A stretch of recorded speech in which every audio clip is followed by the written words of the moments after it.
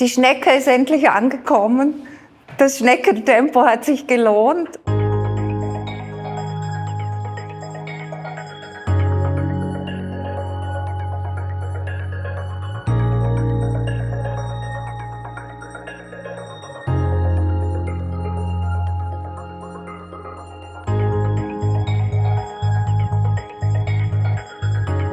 Es hat mich für den Busbahnhof hier interessiert, eine Kunst am Bauarbeit zu realisieren, weil das eben ein Verkehrsangelpunkt ist von verschiedenen Verkehrsmitteln.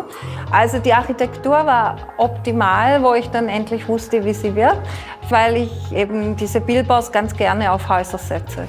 Die Schnecke ist ja ein ökologisches Wunder im Grunde, weil sie trägt sogar ihr eigenes Haus auf ihrem Rücken herum. Außerdem ist sie mehrgeschlechtlich und sie sagt uns eben, dass wir nicht so viel reisen sollen und wenn möglich auch nicht mit so Verbrennermotoren.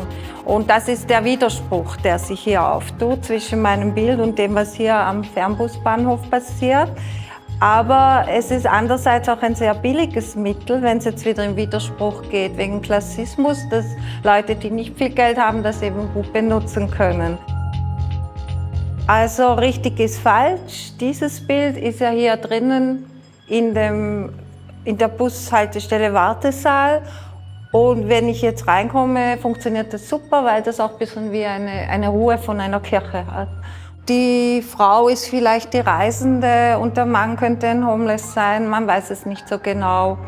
Das Billboard, die sind immer auf Aluminium gemalt. Das ist eine gute Verbindung, das wird aufgeraut, das ist Öl auf Aluminium, das hält ganz gut.